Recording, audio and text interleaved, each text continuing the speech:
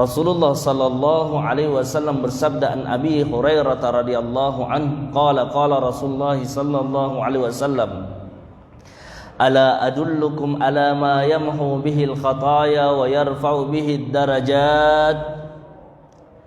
Kata Rasulullah sallallahu alaihi wasallam dalam hadisnya, apakah kalian mau saya ajarkan ini? Apakah kalian mau saya tunjukkan ala adullukum ala ma yamhu, atas sesuatu amalan yang bisa ala ma yamhu bil khataya, yang bisa menghapus dosa-dosa kita, wa yarfa'u bihi darajat, dan mengangkat derajat. Sahabat menjawab, iya, bala ya Rasulullah. Kata Rasulullah sallallahu alaihi wasallam, ini mudah-mudahan kita bisa resapi hadisnya Nabi menyampaikan kepada sahabatnya. Kata Nabi sallallahu alaihi wasallam, isbagul wudu'i alal makarih. Yang pertama, Pak, isbagul wudu, perbaikilah wudu kita walaupun dalam keadaan kita tidak senang. Saya ulangi, kalau mau dihapuskan dosa-dosa kita, diangkat derajat kita, isbagul wudu'i alal makarih, perbaiki wudu kita walaupun dalam keadaan kita tidak senangi. Apa maknanya? Maknanya ialah ketika kita berwudu, kadangkala Pak, apalagi di subuh hari, cuacanya dingin. Kalau di Indonesia alhamdulillah sedang cuacanya, Pak.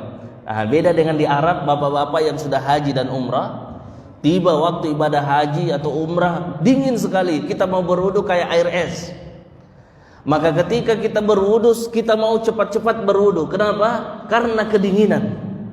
Tapi sekarang ada sakhana namanya. Sakhana itu penghangat, yang menghangatkan air itu. Itu pun sebenarnya hukumnya makruh, hukumnya sebenarnya kita menggunakan air panas. Tapi karena darurat, karena dingin, di zaman Nabi tidak ada sakhana untuk penghangat air.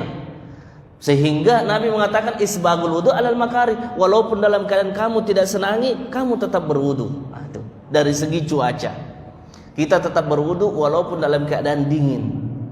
Apalagi pengantin baru, subuh-subuh dengar suara azan, susah rasanya untuk bangun.